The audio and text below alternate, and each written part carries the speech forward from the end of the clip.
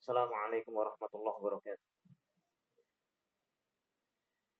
Innal hamdalillah nahmaduhu wa nasta'inuhu wa nastaghfiruh wa na'udzu billahi min shururi anfusina wa sayyiati a'malina. May yahdihillahu fala mudhillalah wa may yudlil fala hadiyalah. Wa asyhadu an la ilaha illallah wahdahu la syarikalah wa asyhadu anna Muhammadan 'abduhu wa rasuluhu la nabiyya ba'dah amma ba'd. Fa inna asdaqal hadithi kitabullah wa khairal hadi hadi Muhammadin sallallahu alaihi wasallam wa syarral umuri muhdatsatuha fa inna kulla muhdatsatin bid'ah wa kulla bid'atin dhalalah wa kulla dhalalatin finnar. Ikhwati fillah azakumullah, kita lanjutkan kembali kajian kita mempelajari daripada Kitabul Buyuh dari kitab Manhajus Salikin.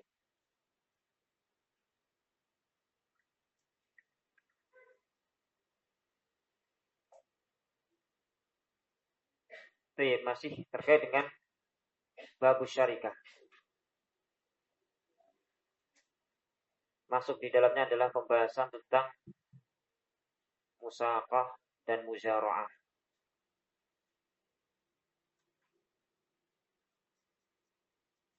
Setelah selesai kita membahas tentang masalah syarikah, macam-macamnya, dan perkara-perkara yang merusak daripada syarikah tersebut. Yakni apabila ada kezaliman dan ada gharar dari salah satu pihak terhadap rekannya. Demikian pula contoh-contoh gharar yang terjadi pada syarikah tersebut sudah dijelaskan pada pertemuan sebelumnya.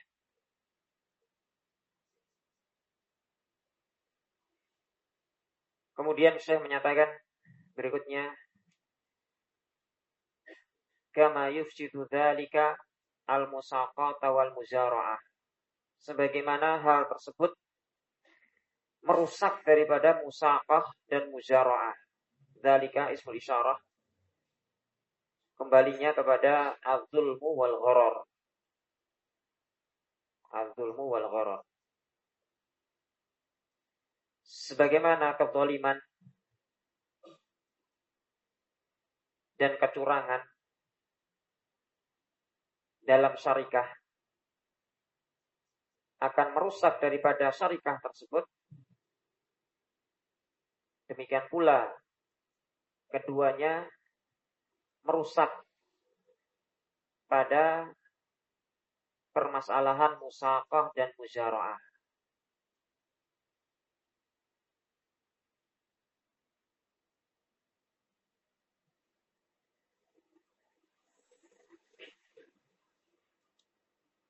Musaqah itu artinya kerjasama dalam hal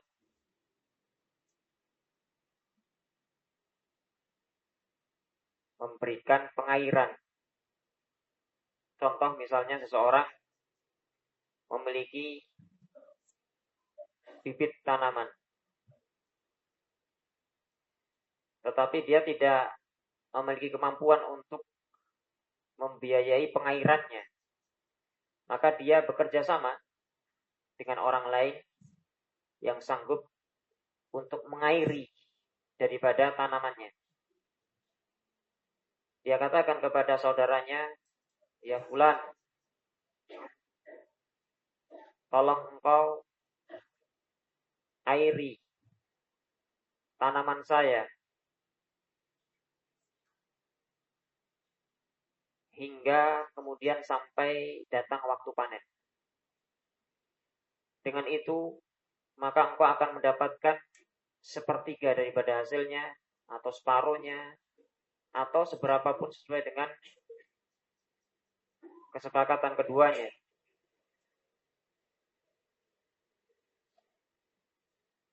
Tugas engkau merawat tanaman tersebut dari sisi pengairannya, dan tugas saya adalah mempersiapkan bibit-bibitnya.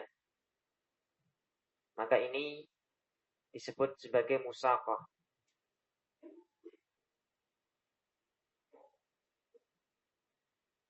Yang satu urun tanaman, yang lain urun pengairan. Maka apabila kemudian terhasilkan gharar atau terhasilkan kezaliman pada salah satu dari kedua belah pihak, rusak musaqah tersebut.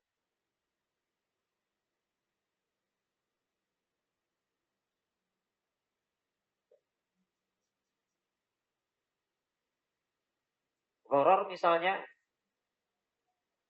pihak yang bertugas mengairi,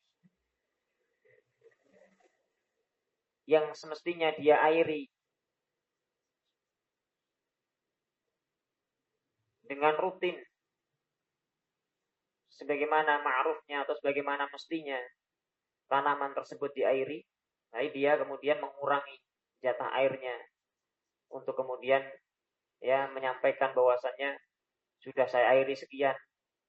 Kalau misalnya menggunakan pompa, jitpam atau misalnya diesel, maka dia mengatakan pembelian daripada solarnya sekian.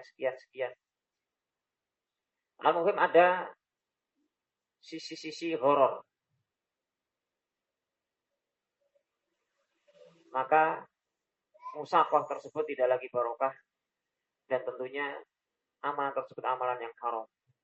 Rusak akad daripada musaqah. Demikian pula kalau kemudian setelah panen pihak pemilik daripada tanaman dia mengambil sebagian, mendolimi saudaranya tanpa sepengetahuan daripada pihak kedua, zalim. Maka ini pun juga merupakan sesuatu yang merusak daripada musaqah. Demikian pula dalam hal muzara'ah. Muzara'ah yakni seseorang memiliki lahan, tetapi dia tidak memiliki modal untuk menggarap lahannya. Kemudian dia melakukan kerjasama yang disebut dengan muzara'ah. Dia sampaikan kepada saudaranya, ya fulan, kamu garap tanah saya. Dengan padi kah? Dengan gandum kah? Dengan jagung kah? Sesuai dengan kesepakatan.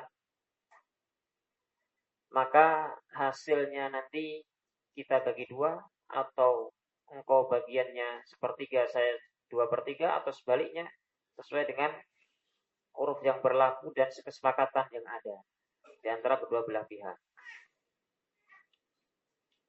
Maka dari sisi ini muzara'ah, satu pihak urun tanah, pihak yang lain urun tenaga mengerjakannya, menggarapnya.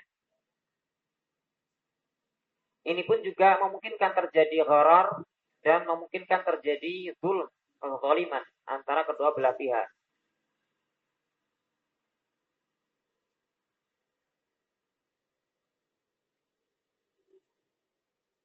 Baik. Itu pembahasan terkait dengan masalah musaqah dan muzara'ah.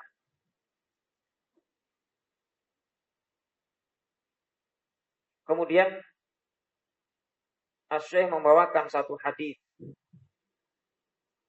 Hadis ini sebagian menyalahpahami bahwasannya muzara'ah tidak boleh dengan hadis ini.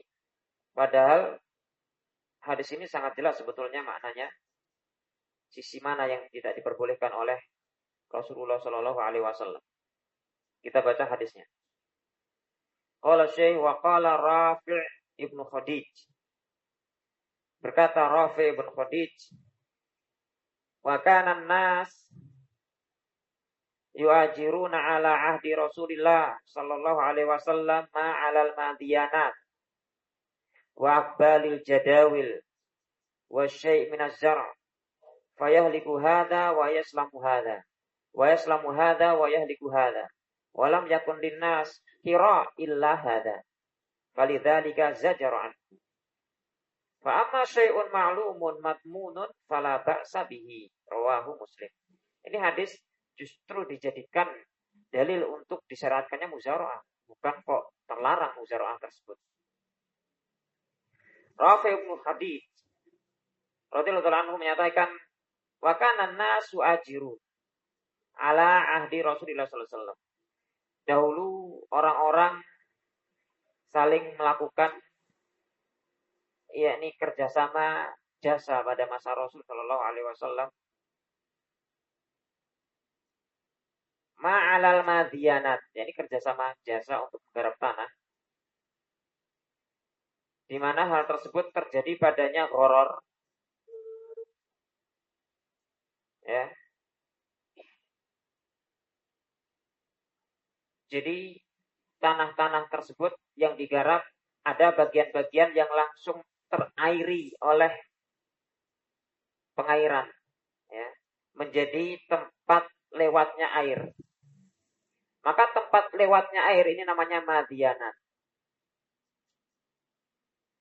Kemudian bagian-bagian galengan ada kayak parit-parit kecil begitu untuk mengalirnya air. Bagian-bagian kanan dan kirinya itu namanya abbalul jadawil. Pinggiran galengan yang tempat terairi oleh air. Dua tempat ini, tempat yang pertama adalah madianat yang langsung terairi air, tentunya di situ paling subur. Dan juga bagian-bagian abbalul jadawil. Itu adalah bagian yang paling subur. Otomatis, karena langsung terairi air. Setiap saat, setiap waktu, tanaman tersebut menyerap daripada air. Maka pada masa Rasul Shallallahu Alaihi Wasallam mereka melakukan ijarah, ya, muamalah semacam ini, yu'ajirun ala ahdi Rasulillah Sallallahu Alaihi Wasallam.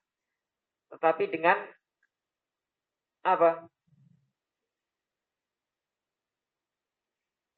Dengan mengambil keuntungan pada pihak lain. Dia melakukan gharar. Kamu kerjakan ini tanah saya, mujaroah ya. Saya punya tanah, kamu garap. Nanti bagian sebelah sana, bagian kamu, bagian sebelah sini, bagian saya. Nah ini gharar yang seperti ini. Ya. Bagian madianat untuk saya, akbalul jadawil untuk saya. Nah bagian yang sana itu, untuk kamu semua tidak apa-apa. Kamu lebih lebar, lebih luas tidak apa-apa. Saya sini saja. Ini gharar.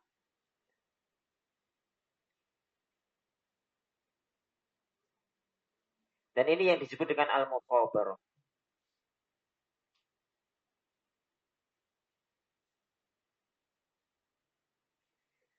Ini yang disebut dengan mukhabarah. Maka pada asalnya yang dilarang itu bukan muzaro'ah.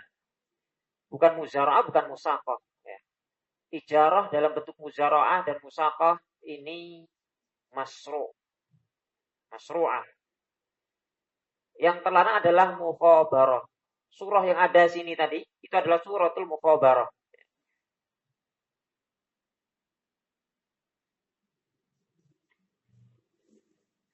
Wa syai' min azhar, dan syai' di sini adalah bagian tertentu daripada tanaman. yakni ditentukan bagian tertentu bagian daripada tanaman itu untuk saya, nanti bagian tertentu untuk kamu, bagian tanah ini untuk saya, bagian tanah itu untuk kamu. Fayahliku hadza wa yaslamu hadza, ya tentu saja. Sehingga bagian tanah yang sana itu rusak, bagian yang sini selamat. Dalam artian subur. Wa yaslam hadza wa yahlik hadza. Ini selamat, ini rusak. Walam yakun linnas kira illa hadza. Dan tidak diketahui pada masa tersebut, ya pada masa Rasul, kira, yakni sewa menyewa, ini tadi ijarah maksudnya. Ya, kira di sini adalah ijarah. Sewa menyewa jasa ini tadi, kecuali ya seperti ini gambarannya, sehingga dilarang oleh Rasul SAW. Tidak dikenal kecuali seperti ini. Falidzalika zajara anhu, karena Nabi SAW melarang darinya. Melarang daripada muzaro'ah maksudnya adalah mukhabarah, ya. Bukan muzaro'ah. Muzaro'ah syar'i. Selama tidak ada apa? Tidak ada dua unsur tadi, zulm dan gharar. Maka ini merupakan gharar, apa yang tersebut tadi itu, ya, yang dikenal dengan mukhabarah tadi, itu adalah gharar.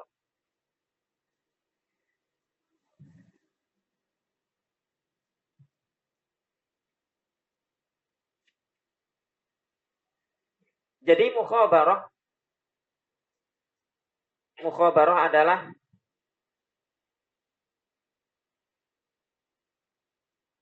satu bentuk kerjasama antara pemilik tanah dengan saudaranya yang mengerjakan tanah, di mana si pemilik tanah menentukan bagian-bagian dirinya dari bagian-bagian dari hasil tanah-tanah tertentu. Bagian tanah tertentu ini untuk saya, bagian tanah tertentu yang lain untuk kamu. Menentukan sisi-sisi tertentu. Sisi yang sana untuk saya, sisi yang sini untuk kamu.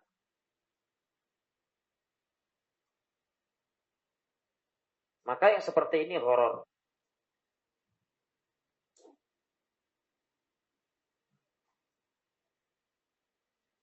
Dan perkara-perkara seperti ini, kenapa kok diharamkan? Karena akan membawa kepada ini dzari'ah kepada perpecahan, pertikaian, percekcokan, ketidakpuasan dari pihak yang lain. Akan meretakkan hubungan antara muslim satu dengan muslim yang lain. Maka segala perkara yang akan membawa kepada kerusakan hubungan antara satu muslim dengan muslim yang lain sekecil apapun diharamkan oleh Islam. Karena sesungguhnya di dalam Islam persatuan ukhuwah imaniyah itu adalah asal, pokok, prinsip yang harus dijaga.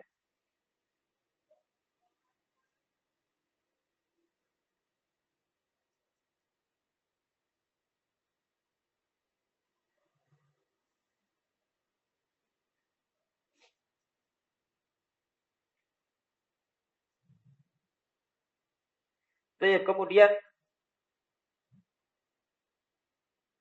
ucapan daripada Rafi' bin Khadij berikutnya, fa amma syai'un ma'lumun madmunun fala ba'sa bihi. Adapun sesuatu yang diketahui dan di bawah jaminan, artinya semuanya masing-masing ya mendapatkan hak untung rugi. Kerjasama muzaroah, yang satu urun tanah, yang satu urun tenaga. Dengan persentase yang pasti di awal akadnya. Kemudian bagiannya itu adalah musya, artinya bagiannya secara umum. Tidak boleh dengan tertentu. Dijamin keseluruhannya. Kalau tidak menghasilkan, maka yang sini dia rugi tidak dapat panen, yang situ dia rugi karena tenaga. Demikian pula yang tadi misalnya rusak dan sebagainya, atau hasilnya sedikit atau kecil, maka ditanggung berdua, bersama.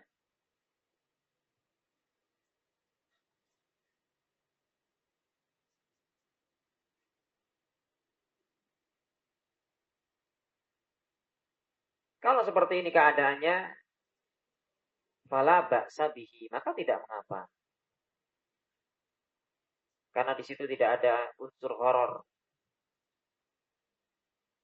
tidak ada unsur zulm, di mana keuntungan dan kerugian ditanggung bersama. Demikian pula dalam segala macam bentuk muamalah. Di saat seseorang bekerja sama dengan saudaranya, maka ini sudah ada pembahasannya sebelumnya dalam pembahasan masalah syarikat ya. Kemarin telah kita contohkan contoh-contoh yang terlarang daripada bentuk-bentuk syarikah. Seseorang bekerja sama dengan temannya, baik kerjasama syarikatul inan ataupun yang lainnya ya. Kalau kemudian ditentukan ini nanti keuntungan pagi ataupun satu hari untuk saya, satu malam untuk kamu, atau pagi untuk saya, nanti sore untuk kamu. Ini seperti ini sama dengan kalau dalam muzaroah, bagian madianat untuk saya, selain madianat untuk kamu. Bagian afbalul jadawil untuk saya, maka selain daripada itu untuk kamu, sama. Ini adalah horor. Ini tidak boleh. atau kerjasama mudoroba ataupun yang semisalnya dengan kesepakatan keuntungan bulan ini untuk kamu, bulan depan untuk saya. Ya sama juga. Di situ ada unsur horor, ada unsur tipu-tipu, ada kezaliman.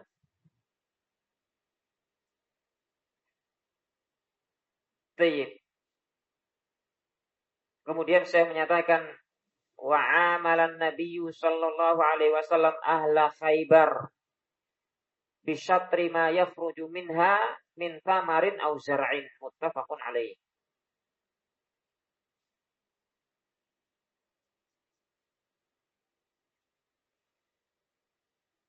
Dan Nabi SAW mempekerjakan, ini bekerja sama dengan ahlu Khaibar, orang-orang Yahudi, ya, bekerja sama dengan mereka, bisa terima yakhruju minha, dengan separuh apa yang dihasilkan oleh tanah Khaibar tersebut, min thamarin, dari buah-buahan, auzarnya atau tanaman-tanaman.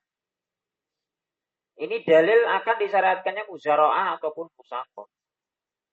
Ini dalil daripada disyariatkannya apa? Muzara'ah. Nabi SAW mempekerjakan Yahudi yang mereka asalnya sebelumnya mereka memang penduduk Khaibar dan pekerjaan mereka bercocok tanam sudah biasa mengurusi hal tersebut. Setelah kemudian mereka melakukan pengkhianatan perjanjian dengan Rasulullah dan hampir ya, ibadillah ya, kalau seandainya Allah Subhanahu wa taala tidak menolong muslimin pada saat itu, hampir sudah habis muslimin. Dilibas oleh Ahzab. 12.000 pasukan mengepung Madinah dari berbagai macam kabilah, disebut dengan perang Khandaq. Ya. Dari luar dikepung oleh sekian banyak pasukan-pasukan musuh musyrikin, 12.000. Padahal Madinah semuanya kalau dihitung dari anak kecil, wanita, orang tua dan para pemudanya tidak lebih daripada 4.000 orang. Sekitar itu. Bayangkan, dikepung oleh 12.000 pada waktu itu. Nah, dari dalam di sini ternyata ada ular-ular yang siap menerkam dan matu dengan bisanya. Ya, ini orang-orang Yahudi. Yang mereka tentunya seharusnya menjadi halif, menjadi sekutu muslimin, karena ada perjanjian damai pada waktu itu yang harus saling membantu. Ternyata justru mereka ini yang menjadi musuh dalam saling dari belakang.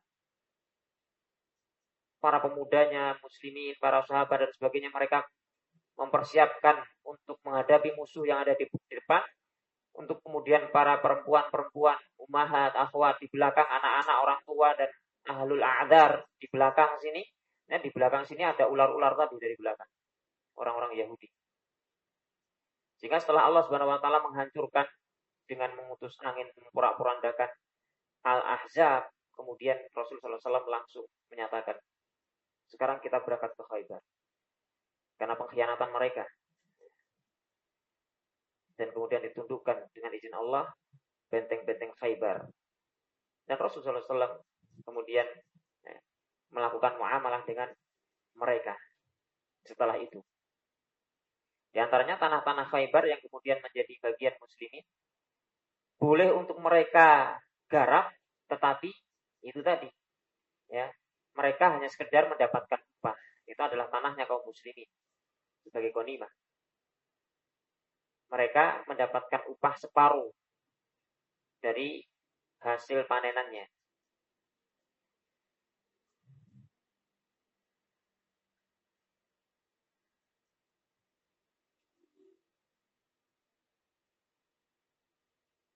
Dan memang pada saat itu para sahabat masih tersibukkan dengan jihad terus, ya.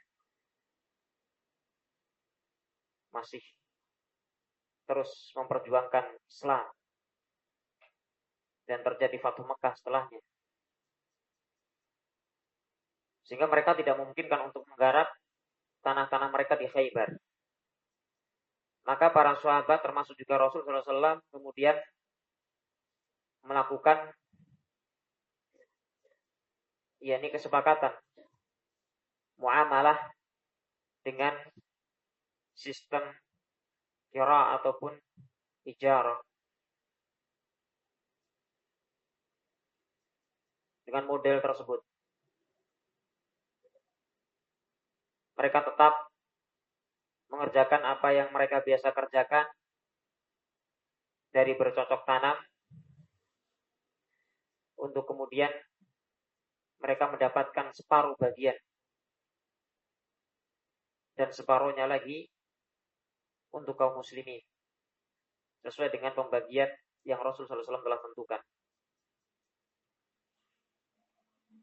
Maka mereka orang-orang Yahudi pun kemudian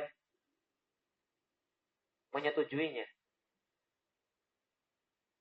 Jadi seolah-olah mereka bekerja sama dengan para sahabat Rasul dalam hal mengerjakan sawah tersebut. Ini sistemnya adalah musyara'ah yang berlaku. Sehingga setiap tahun Rasul SAW mengutus orang untuk kemudian mengambil daripada apa yang menjadi hak mereka.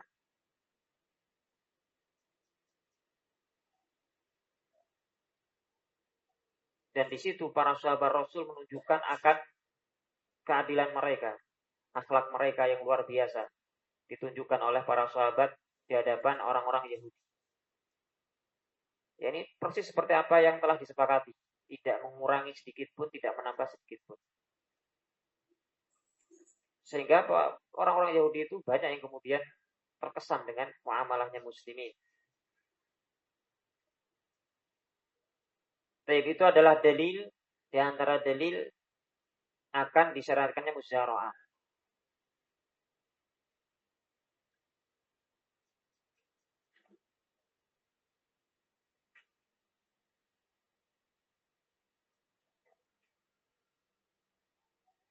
Baik, fal musaqatu 'ala syajar.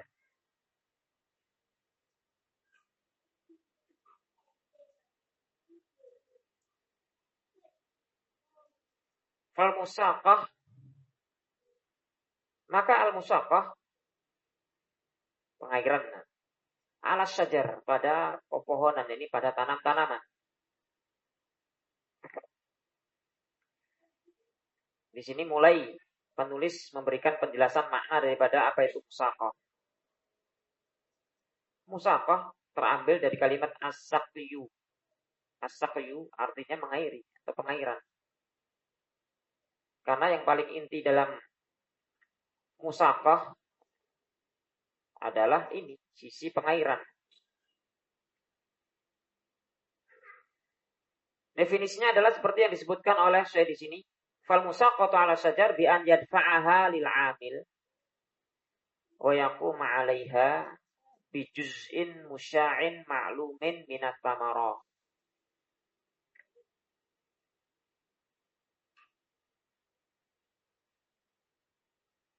Jadi dengan seseorang menyerahkan bibit-bibit tanaman pohon-pohon dia, tanaman-tanaman dia, yadfa'aha, ya, dia serahkan lil amil, kepada amil, orang yang diajak kerjasama. Amil di sini pengelola. Wa yaqumu 'alaiha, dan si amil tersebut yang kemudian melakukan tugasnya. Yaqumu 'alaiha yakni yasqiha, yahfadha, dia mengairinya, menjaganya, seterusnya. Jadi tugas dia.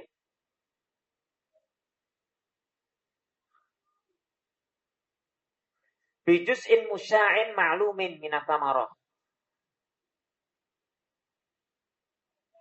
Yakni dengan bagian yang musya', bagian yang menyeluruh. Musya' itu secara umum, musya' menyeluruh. Ini kalimat untuk membedakan daripada muzara'ah yang terlarang ataupun musaqah yang terlarang yang disebut dengan mukhabarah tadi, yang di depan sudah Anda jelaskan. Ya. Bukan bijuz'in muayyan tetapi musya', bijuz'in musya'in, dengan bagian yang umum, yang menyeluruh. Bukan ditentukan yang bagian ini, pohon-pohon ini nanti untuk saya, bagian sana untuk kamu. Tidak. Kalau ini sudah masuk kepada gharar, tidak boleh.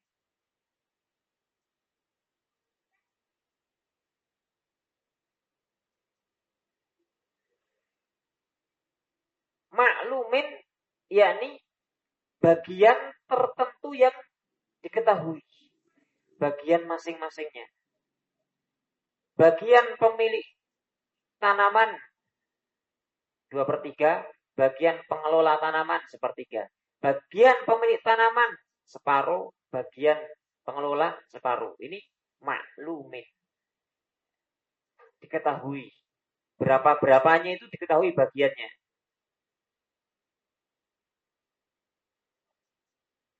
Kalau itu pohon korma misalnya. Saya punya pohon korma. Ya. Tolong kamu airi itu semua. Kamu garap itu semua, airi. Nanti hasilnya bagi 2. Kamu separuh, saya separuh.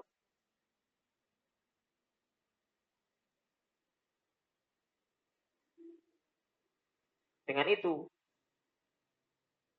maka musyaqah yang seperti ini syar'i.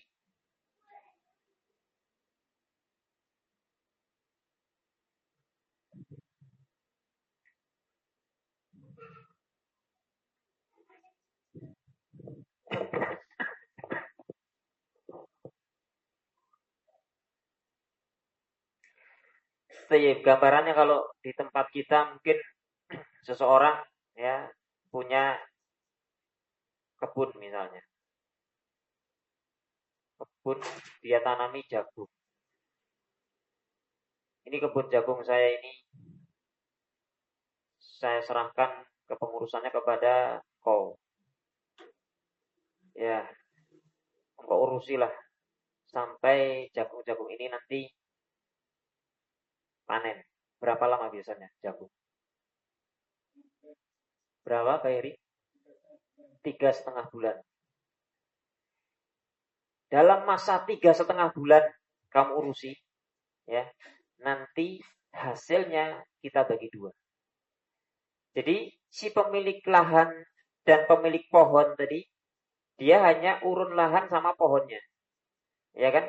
Urusan berikutnya diserahkan kepada pihak kedua. Dia yang mengairi dan sebagainya. Sampai kemudian apa? Menghasilkan panen. Selama 3,5 bulan. Kemudian dibagi sesuai dengan kesepakatan tadi. Tentunya setelah dikurangi dengan masing-masing ya pengeluaran-pengeluaran yang ada. Karena itu ma'ruf dan maklum lah di antara para petani ya. Intinya yang dibagi itu adalah keuntungan yang sudah bersih, memang betul-betul keuntungan. Sehingga tidak ada yang merasa terugikan.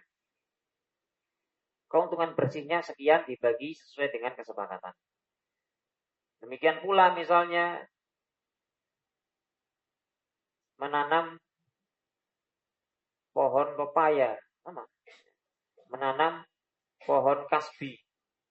Kasbi kalau di sini apa namanya? Singkong, iya. Ketela. Ya. Ketela. Kalau di Sulawesi apa namanya? Kasbi juga. Al-muhim, ya. Sesuai dengan usia daripada tanaman tersebut. Maka ini disebut dengan musaqah, mengurusi dari sisi pengairannya.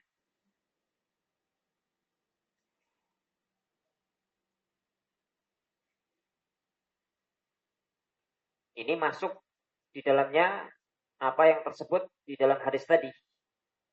Urusan dengan ahlu Khaybar. Tentunya di situ adalah musaqah masuk.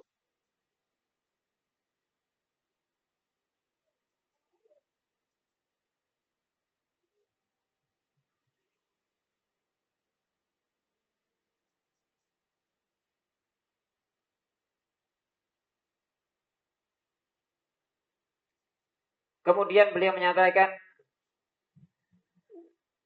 wal muzara'ah dan al muzara'ah bi an yadfa'al arda liman yazra'uha bi juz'in musya'in ma'lumin minaz zar'i. Dan muzara'ah setelah sebelumnya menyebutkan tentang Musaqah kemudian beliau berpindah kepada masalah muzara'ah. Muzara'ah secara bahasa terambil dari kalimat az-zar', yakni tanaman. Adapun secara syar'i definisinya disebutkan oleh Syekh sendiri. Bi an yadfa'al ard liman yazra'un. Bi juz'in musya'in. Ini menyerahkan sebidang tanah untuk digarap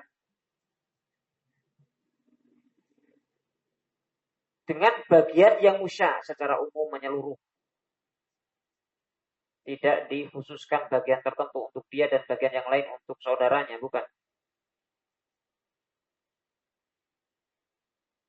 Maklumin sama seperti tadi, yakni bagiannya itu dengan prosentase. Semisal sebagian separuh, bagian yang lain separuhnya lagi, atau sepertiga dengan 2/3, atau yang seterusnya. Sudah dengan kesepakatan.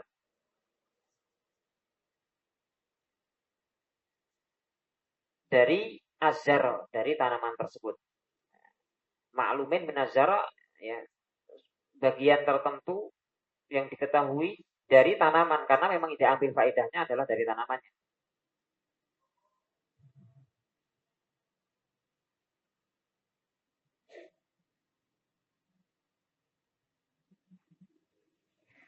Tadi telah dicontohkan tentang muzara'ah, gambarannya seorang memiliki tanah kemudian serahkan kepada orang lain untuk menggarapnya, kemudian setelah itu dibagi menjadi 2 hasilnya.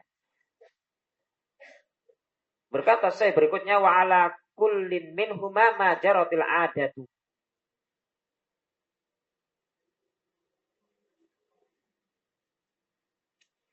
Dan menjadi kewajiban masing-masing dari keduanya apa yang sudah menjadi kebiasaan. Adat di sini adalah uruf. Uruf yang berlaku pada satu masyarakat terkait dengan muzara'ah. Ya, tentunya para petani yang paham terhadap masalah ini. Hanya saja kalau uruf yang ada di dalam masyarakat tersebut tentunya disodorkan kepada ahlul ilmi untuk dikoreksi apakah ini sudah syar'i atau tidak, ada unsur dulem, ada unsur horor atau tidak. Tapi secara asal uruf itu yang berlaku. Ya, uruf itu yang berlaku. Ma'ala kullin minhuma artinya adalah menjadi kewajiban masing-masingnya.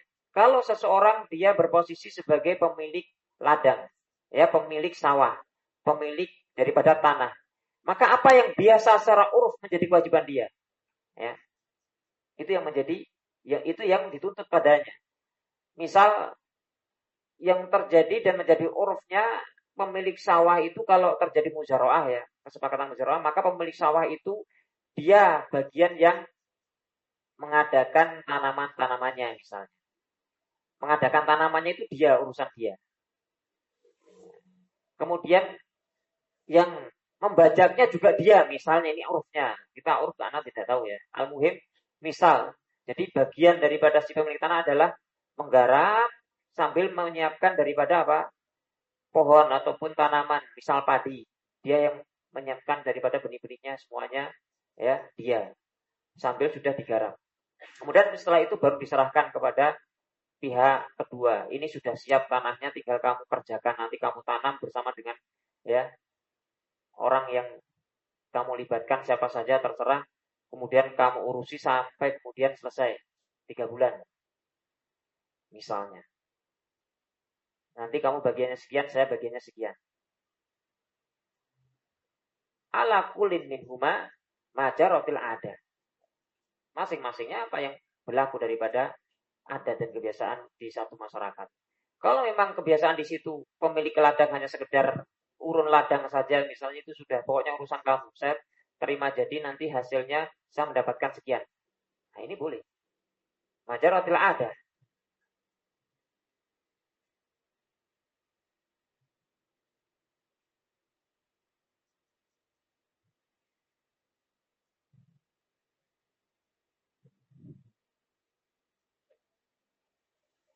Kebiasaan yang ada, pemilik ladang dia menyediakan sumurnya, menyediakan daripada pompa airnya, dieselnya. Adapun dari sisi pengelola, dia mengurusi misalnya kebutuhan airnya, kapan harus dihidupkan, kapan dimatikan, ya. kemudian galengan-galengannya, kemudian ada apa istilahnya Daud atau apa, macam-macam lah itu, karena tidak paham sama sekali. Itu semua berlaku sesuai dengan apa yang ada di masyarakat menjadi uruf. Itu makna daripada kalimat syekh wa ala kullin minhuma majaratil adatu bihi. Wa syartul ladzi la jahalata fi. Dan syarat yang tidak ada ketidakjelasan padanya.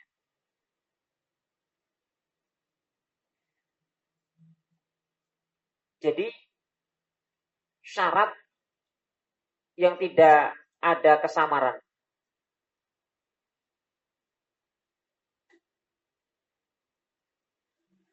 Maksud daripada penulis dari kalimat ini bahwasanya musyara'ah tidak boleh dilakukan kecuali apabila syarat dari masing-masing pihak adalah sesuatu yang maklum.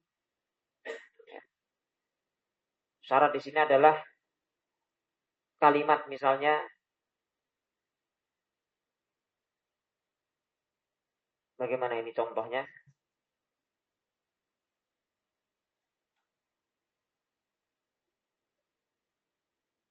Pada tanah yang dikerjakan.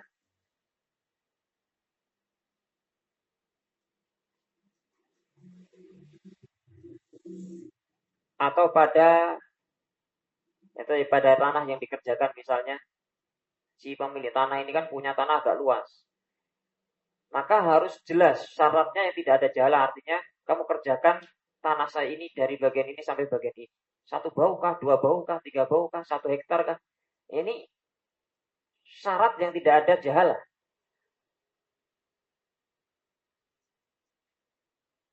Yang kamu kerjakan nanti adalah bagian yang ini dengan jelas. Asyartul ladzi la jahalata fi. Kemudian dari pihak yang pengelola pun juga mengatakan bahwasanya bagian saya, syarat itu juga, bagian saya adalah sepertiganya atau bagian saya separuhnya. Saya mau mengerjakan dengan syarat bagian saya sekian. Tidak ada kesamaran. Asyartul ladzi la jahalata fi. Jadi tanah yang dikerjakan jelas, bagian yang didapatkan juga jelas. Ini makna daripada asyartul ladzi la jahalata. Syarat yang tidak ada jahalah padanya. Baik, dengan ini selesai pembahasan masalah musaqah dan muzaroah serta syarikah. Kemudian satu kalimat di situ masih tersisa. Ucapan saya walau dafa'a dabatan ila akhar. Seandainya seseorang kemudian menyerahkan dabah, binatang tunggangan kepada orang lain, kepada saudaranya, ya malu alaiha, yang dipekerjakan binatang tersebut. Wa mahasala bainahuma.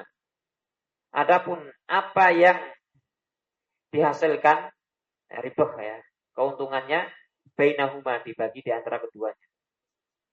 Jaza, maka ini boleh. Ini yang disebut dengan mu'ajarah. Rental. Merentalkan mobil misalnya. Atau apa ini namanya? Semisal seseorang punya mobil ya untuk jadikan taksi atau nge-grab ataupun yang semisalnya.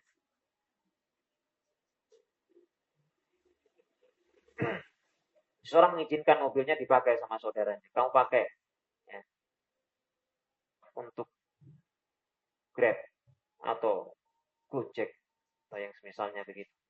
Dalam 1 hari nanti hasilnya berapa bagi 2. Kamu dapat separuh, saya dapat separuh. Kamu urun tenaga, saya urun barang ini, mobil. Maka seperti ini jaza, boleh. Asal boleh ya. Adapun terjadi mukhalafah dan seterusnya di balik itu, maka mukhalafah tersebut yang tidak boleh. Tetapi asal daripada akadnya adalah mukhalafahnya terjadi di situ, ikhtilat dan sebagainya, maka itu yang harus mesti dihindari. Misalnya motor, boncengkan perempuan, bukan mahramnya tentunya tidak boleh. bukan daripada asal ijarahnya ataupun muajarahnya yang tidak boleh, tetapi mukhalafah yang terjadi.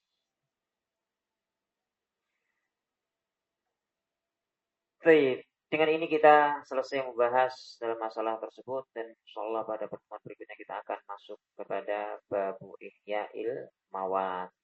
Naktahilahu wa sallallahu ala Muhammadin wa ala alihi wa sahbihi ajma'in. Subhanakallahumma wa bihamdik asyhadu an la ilaha illa anta astaghfiruka wa atubu ilaik. Assalamualaikum warahmatullahi wabarakatuh.